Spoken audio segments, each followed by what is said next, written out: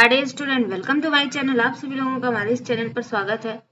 आज का हमारा जो ये प्रैक्टिस सेट है, प्रैक्टिस सेट हमारा जो वो फूड एंड न्यूट्रिशन से स्टार्ट हो रहा है। तो चलिए क्लास को स्टार्ट करते हैं। क्वेश्चन नंबर फर्स्ट, भोज्य पदार्थों का वर्गीकरण कितने आधार पर किया गया है? हमारे भोज्य पदार्थ हैं, उनका जो वर्गीकरण है वह कितने आधार पर किया गया है? ए ऑप्शन 2, बी 3, सी 4 और डी 5। तो भोज्य पदार्थों का जो वर्गीकरण है वह कितने आधार पर किया गया है? तो भोज्य पदार्थों का वर्गीकरण जो है वो 5 भागों में से वर्गीकृत किया गया है। कितने भागों में? तो इसे 5 भागों में वर्गीकृत किया गया है। इसका जो करेक्ट ऑप्शन होगा, option number D is the correct option. अब वो 5 भाग हैं कौन कौन से? तो पहला आपका है पोषक तत्वों के आधार पर, दूसरा आपका कार्य के आधार पर, तीसरा नश्वरता के आधार पर, चौथा उद्गम के आधार पर और पांचवा रासायनिक प्रकृति के आधार पर। भोज्य पदार्थों का जो वर्गीकरण किया गया है वो 5 आधार पर किया गया है। पोषक तत्वों के आधार पर, कार्य के आधार पर, नश्वरता के आधार पर, उद्गम के आधार पर और रासायनिक प्रकृति के आधार पर इसे वर्गीकृत किया गया है। Next question, question number second, पोषक तत्वों के आधार पर भोज्य पदार्थों का वर्गीकरण निम्न में से कौन कौन सा है? पोषक तत्वों के आधार पर भोज्य पदार्थों को कितने भागों में वर्गीकृत किया गया है, या इसमें से जो ऑप्शन है उसमें से कौन कौन सा जो है वो वर्गीकरण है भोज्य पदार्थों के आधार पर, पोषक तत्वों के आधार पर भोज्य पदार्थों का? ए ऑप्शन शरीर निर्माणात्मक भोज्य पदार्थ, बी ऑप्शन ऊर्जा प्रदान करने वाले भोज्य पदार्थ, सी ऑप्शन शरीर रक्षात्मक भोज्य पदार्थ, डी ऑप्शन उपरोक्त सभी। इसका जो करेक्ट ऑप्शन होगा, option number D is the correct option. बात अगर की जाए शरीर निर्माणात्मक भोज्य पदार्थ, शरीर निर्माणात्मक भोज्य पदार्थ के अंतर्गत आपका प्रोटीन आता है। ये प्रोटीन जो है वो क्या करता है? शरीर में निर्माणकारी क्रिया को संपन्न करता है।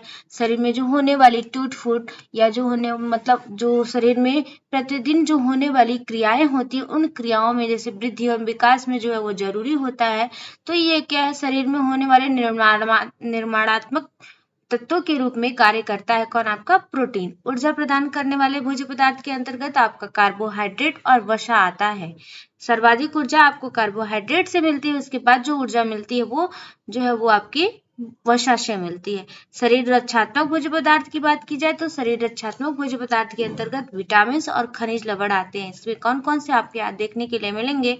तो विटामिन और खनिज लवण जो है इसके अंतर्गत आते हैं। इसका जो करेक्ट ऑप्शन होगा, option number D. Next question, question number 3, नश्वरता के आधार पर भोज्य पदार्थों को कितने भागों में बांटा गया है? किसके आधार पर? नश्वरता के आधार पर जो भोज्य पदार्थ है इन्हें कितने भागों में बांटा गया है? A option 2, B 3, C 4, D 5। नश्वरता के आधार पर भोज्य पदार्थों को जो है वो 3 भागों में बांटा गया है। एक आपका नश्वर ना होने वाले भोज्य पदार्थ, दूसरा आपका अर्ध नश्वर भोज्य पदार्थ, तीसरा आपका जो है वो क्या है? नश्वर होने वाले भोज्य पदार्थ। नश्वर ना होने वाले भोज्य पदार्थ, अर्ध नश्वर भोज्य पदार्थ और नश्वर भोज्य पदार्थ। नश्वर ना होने वाले भोज्य पदार्थ के अंतर्गत ऐसे भोज्य पदार्थ आते हैं जो क्या लंबे समय तक, लॉन्ग ड्यूरेशन तक जिनको हम संरक्षित रख सकते हैं, जैसे अचार हो गया, पापड़ हो गया, गेहूं हो गया, खाद्यान्न जो हमारे होते हैं वो नश्वर ना होने वाले भोज्य पदार्थों की श्रेणी में आते हैं। इन्हें हम लॉन्ग समय तक, लंबे ड्यूरेशन तक इन्हें हम संरक्षित रख सकते हैं। दूसरा आपका अर्ध नश्वर भोज्य पदार्थ, ऐसे भोज्य पदार्थ जो कुछ समय तक, जिनका हम संरक्षण कुछ समय तक जो है वो कर सकते हैं और उसके बाद वो पुनः मतलब कुछ समय के बाद वो खराब होने लगते हैं, नष्ट होने लगते हैं, तो वह जो है वो अर्ध नश्वर भोज्य पदार्थ के अंतर्गत कहलाते हैं। और नश्वर भोज्य पदार्थ की बात की जाए तो नश्वर भोज्य पदार्थ के अंतर्गत ऐसे भोज्य पदार्थ आते हैं जो क्या होते हैं? नष्ट होने लगते हैं, जैसे मांस हो गया, मछली हो गया, दूध हो गया, हरी पत्तेदार सब्जियां होती हैं, ये क्या है? नश्वर भोज्य पदार्थों के अंतर्गत आते हैं। इसका जो करेक्ट ऑप्शन होगा, option number B is the correct option.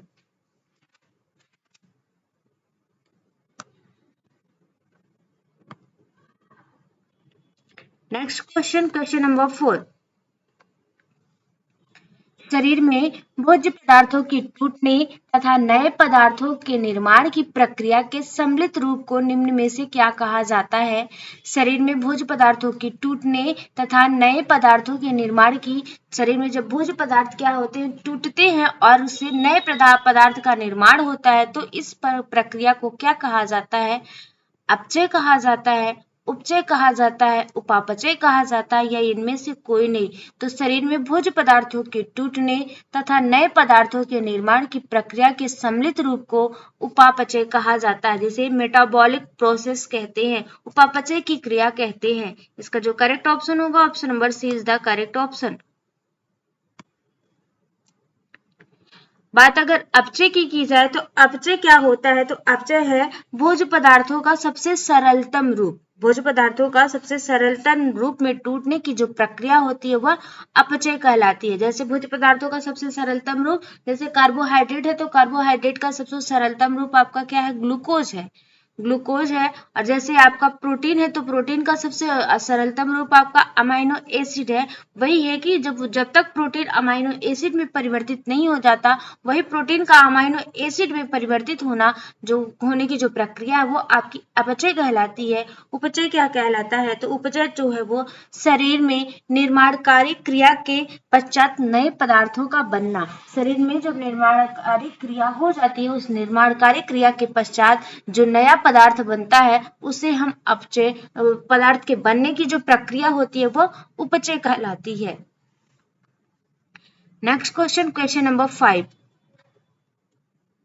उद्गम के आधार पर भोज्य पदार्थों को कितने भागों में बांटा गया है? किसके आधार पर? उद्गम के आधार पर भोज्य पदार्थों को कितने भागों में बांटा गया है? 2, 3, 4, 5। तो उद्गम के आधार पर भोज्य पदार्थों को 2 भागों में बांटा गया है। कितने? 2 भागों में बांटा गया है। इसका जो करेक्ट ऑप्शन होगा, option number A is the correct option.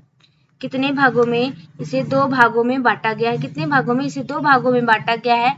पहला आपका वानस्पतिक है और दूसरा आपका जो है वो जांतव। वानस्पतिक की श्रेणी के अंतर्गत उद्गम के आधार पर 2 भागों में वनस्पति, जैसे पेड़ पौधे हो गए, खाद्यान्न जो हो गए, ये सब क्या होते हैं? हमको वनस्पति जगत से प्राप्त होते हैं। मांस हो गया, मछली हो गया, अंडा हो गया, ये हमें जांतव जगत से प्राप्त होते हैं। तो उद्गम के आधार पर भोज्य पदार्थ 2 प्रकार से हमको प्राप्त होते हैं। इसका जो करेक्ट ऑप्शन होगा, option number A is the correct option. Next question, question number 6। निम्न में से किसे सर्वोत्तम पोषण के नाम से जाना जाता है? इसमें से कौन सा ऐसा पोषण है जिसे हम सर्वोत्तम पोषण के नाम से जानते हैं? ए ऑप्शन सुपोषण, बी कुपोषण, सी अतिपोषण, डी पर्याप्त पोषण। तो ऐसा पोषण जिसमें सभी पोषक तत्व है जो सही मात्रा में निश्चित अनुपात में उपस्थित हो, सर्वोत्तम पोषण कहलाता है। लिंग के अनुसार बालक जो है उसकी लिंग के अनुसार, उसके वजन के अनुसार, उसकी आयु के अनुसार जो उसे पोषण प्रदान किया जाता है, वह जो पोषण होता है वो सर्वोत्तम पोषण के श्रेणी में रखा जाता है।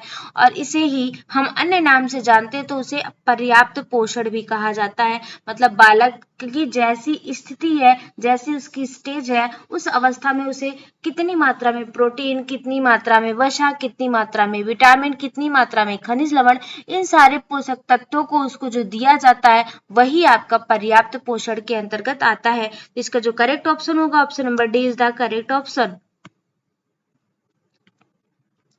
Next question, question number 7। जब आहार में एक या एक से अधिक पोषक तत्वों की कमी या अधिकता रहती है तो वैसा आहार क्या कहलाता है? आहार में या तो किसी पोषक तत्व की कमी हो जाएगी या उस किसी पोषक तत्व की मात्रा जो वो अधिक हो जाती है, तो यह आहार क्या होता है? कैसा आहार कहलाता है? ए ऑप्शन आपका पर्याप्त आहार, बी ऑप्शन संतुलित आहार, सी ऑप्शन असंतुलित आहार, डी ऑप्शन उपरोक्त सभी। तो जब आहार में एक या एक से अधिक पोषक तत्वों की कमी या अधिकता रहती है तो ऐसा आहार क्या कहलाता है? तो ऐसा आहार जो है वो असंतुलित आहार की श्रेणी में आता है। इसका जो करेक्ट ऑप्शन होगा, option number C is the correct option. इसका आंसर जो सही होगा असंतुलित आहार की श्रेणी में आता है। इसमें किसी न किसी पोषक तत्व की या तो कमी हो जाएगी या तो उसमें अधिकता हो जाती है। और संतुलित आहार में जिसमें सभी पोषक तत्व जो है वो निश्चित मात्रा में सही अनुपात में जो होते हैं वो आपके संतुलित आहार की श्रेणी में आते हैं। नेक्स्ट क्वेश्चन, क्वेश्चन नंबर 8, उपचारार्थ पोषण के उद्देश्य निम्न में से कौन कौन से हैं? उपचारात्मक पोषण, जो उपचारार्थ पोषण है, इस पोषण का उद्देश्य निम्न में से कौन कौन सा है? पोषणहीनता या अधिकता को सुधारना, विशिष्ट आहार के उपभोग को दूर करना, ए एवं बी दोनों, इनमें से कोई नहीं। ठीक है, उपचारार्थ पोषण के उद्देश्य की बात यहाँ पर तो हो रही है, तो उपचारात्मक पोषण के उद्देश्य को इसमें इसके अंतर्गत पोषणहीनता या अधिकता को सुधारना, पोषण में होने वाली कमी को सुधारना और उसमें होने वाली अधिकता, दोनों कमी और अधिकता दोनों को सुधारना भी पोषण उपचारात्मक पोषण का उद्देश्य होता है। विशिष्ट आहार के उपभोग को दूर करना, मतलब कोई विशेष आहार व्यक्ति अगर उसका सेवन कर रहा है तो उससे उसको दूर करना। जैसे कुछ लोग क्या होते हैं, कुछ ऐसे विशिष्ट आहार होते हैं, कुछ ऐसे आहार होते हैं जिनका सेवन वो हमेशा करते रहते हैं, तो वो उनके लिए क्या है, नुकसानदायक होगा, तो उस आहार को उनसे दूर करना, यह भी उपचारात्मक पोषण का जो है वो उद्देश्य होता है। तो इसका जो करेक्ट ऑप्शन होगा, option number C is the correct option. Next question, question number 9, निम्न में से किस वैज्ञानिक ने मनुष्य के दैनिक आहार का अध्ययन कर विभिन्न भोज्य पदार्थों के योज्य मूल्य की सूची बनाई थी? इसमें से कौन से किस ऐसे मनोवैज्ञानिक थे, कौन से ऐसे वैज्ञानिक थे जिन्होंने दैनिक आहार की जो सूची बनाई और उसमें उन्होंने बताया कि कितनी मात्रा में प्रोटीन ग्रहण करना चाहिए प्रतिदिन, कितनी मात्रा में कैल्शियम लेना चाहिए, कितनी मात्रा में आयोडीन लेना चाहिए, कितनी मात्रा में जो है वो आपका फास्फोरस लेना चाहिए, कितनी मात्रा में खनिज लवण हमको लेना चाहिए, कितनी मात्रा में विटामिन हमको लेनी चाहिए। इन सब की क्या है, एक सूची बना दी है कि किस अवस्था में हमें कितनी मात्रा में कौन कौन से पोषक तत्व की आवश्यकता होती है या कितना हमको लेना चाहिए। ये जो सूची बनाई थी वह अटवाटर महोदय ने बनाई थी। किसने बनाई थी? अटवाटर महोदय ने बनाई थी। इसका जो करेक्ट ऑप्शन होगा, option number A is the correct option. Next question, question number 10, अच्छा प्राणी होना जीवन की सफलता के लिए पहली बात है। अच्छे प्राणियों पर राष्ट्र की खुशहाली निर्भर करती है। कथन किसका है? बेन जॉनसन का है, हर्बर्ट स्पेयर, यहाँ आर र है, ठीक है, यहाँ पे क्या है, रा, हर्बर्ट स्पेयर का है या टेवर का है या जे.एफ. विलियम्स का है। तो अच्छा प्राणी होना जीवन की सफलता के लिए पहली बात है। अच्छे प्राणियों पर राष्ट्र की खुशहाली निर्भर करती है। तो यह जो स्टेटमेंट है, यह स्टेटमेंट हर्बर्ट स्पेंसर का है। किसका कथन है? तो यह जो कथन है आपका हर्बर्ट स्पेंसर का है। इसका जो करेक्ट ऑप्शन होगा, option number B is the correct option. Next question, question number 11, आहार एवं कृषि संगठन की स्थापना कब की गई थी? किसकी बात हो रही है? तो आहार एवं कृषि संगठन जो है इसकी स्थापना कब की गई थी? तो इसकी एफपीओ, आहार एवं कृषि संगठन, इसकी स्थापना कब की गई थी? 1941, 1942, 1943, 1945। आहार एवं कृषि संगठन की जो स्थापना है वह आपकी कब की गई थी? तो यह जो है वो 1945, 1945 ईस्वी में इसकी स्थापना की गई थी। कब की गई थी? 1945 ईस्वी में इसकी स्थापना की गई थी। इसका जो करेक्ट ऑप्शन होगा, option number D is the correct option. Next question, question number 12, राष्ट्रीय घेघा रोग नियंत्रण कार्यक्रम कब प्रारंभ किया गया था? कौन सा कार्यक्रम? तो राष्ट्रीय घेघा रोग नियंत्रण कार्यक्रम जो है वो कब प्रारंभ किया गया? ए ऑप्शन आपका 1960, बी 1961, सी 1962, डी 1963। तो राष्ट्रीय घेघा नियंत्रण कार्यक्रम जो है वो आपका 1962 ईस्वी में प्रारंभ किया गया था। कब 1962 ईस्वी में इसे प्रारंभ किया गया था। इसका जो करेक्ट ऑप्शन होगा option number C is the correct option. और इसका उद्देश्य क्या था, तो इसका उद्देश्य था आयोडीन की कमी को दूर करना। और यह आयोडीन की कमी, भारत में होने वाली आयोडीन की जो कमी है, इस कमी को दूर करना, क्योंकि आयोडीन की ही कमी से जो है वो घेंघा नामक रोग होता था। और इसका मुख्य उद्देश्य, और यह जो कार्यक्रम चलाया गया था, कार्यान्वित किया गया था, तो यह भारत सरकार के स्वास्थ्य मंत्रालय और परिवार कल्याण मंत्रालय द्वारा इसे प्रारंभ किया गया था। इस कार्यक्रम को, इस जो नियंत्रण वाला यह कार्यक्रम है, इसे भारत सरकार और स्वास्थ्य कल्याण मंत्रालय द्वारा इसे 1962 ईस्वी में प्रारंभ किया गया था। Next question, question number 13। Bharat में केयर की स्थापना कब की गई थी? भारत में केयर की स्थापना कब की गई? 1950, 1951, 1952, 1953। तो भारत में केयर की स्थापना जो है वो कब की गई थी? 1950, 1951, 1952, 1953। भारत में केयर की जो स्थापना की गई थी वह 1950 ईस्वी में की गई थी। कब? 1950 ईस्वी में इसे स्थापित किया गया था। इसका जो करेक्ट ऑप्शन होगा option number A is the correct option.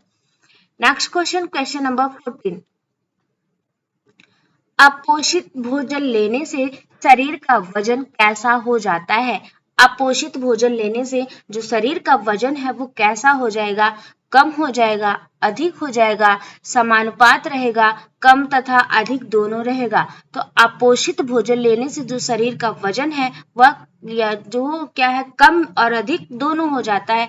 भोजन में किसी पोषक तत्व की अगर अधिकता हो गई तो भी वह हमारे लिए नुकसान करेगा, और किसी पोषक तत्व की अगर कमी हो गई तो भी वह हमारे लिए क्या है, नुकसानदायक है। तो दोनों का संतुलन होना नितांत आवश्यक है। अगर संतुलित मात्रा नहीं है तो हमारे स्वास्थ्य के लिए वो भोजन जो है वो अच्छा भोजन की श्रेणी में नहीं आता है। इसका जो करेक्ट ऑप्शन होगा option number D is the correct option. कमी और अधिकता दोनों का प्रभाव जो है वो हमारे स्वास्थ्य पर पड़ता है। इसका जो करेक्ट ऑप्शन होगा option number D. Next question, question number 15। विश्व आहार कार्यक्रम की स्थापना कब की गई थी? किसकी? विश्व आहार कार्यक्रम की स्थापना कब की गई थी? 1961, 1962, 1963, 1964। विश्व आहार कार्यक्रम की जो स्थापना की गई थी वह कब की गई थी? तो यह जो स्थापना है वो 1963 ईस्वी में की गई थी। कब की गई थी? 1963 ईस्वी में इसे स्थापित किया गया था। इसका जो करेक्ट ऑप्शन होगा option number C is the correct option. Next question, question number 16।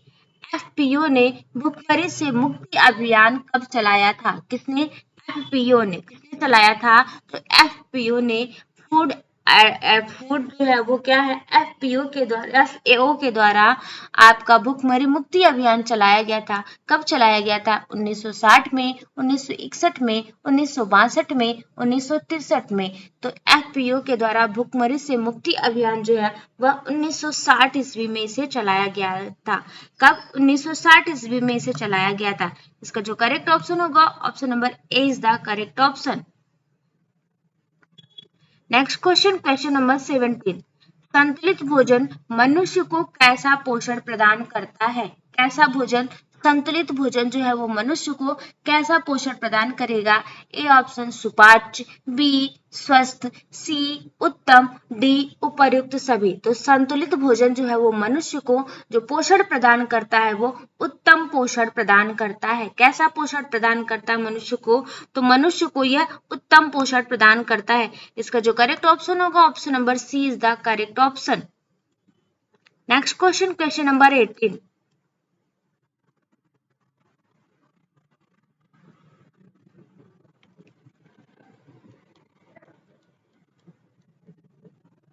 ये रहे हमारे आज के क्वेश्चन की श्रृंखला। नेक्स्ट सेशन में फिर हम आपसे मिलते हैं, तब तक के लिए thank you so much for watching this video.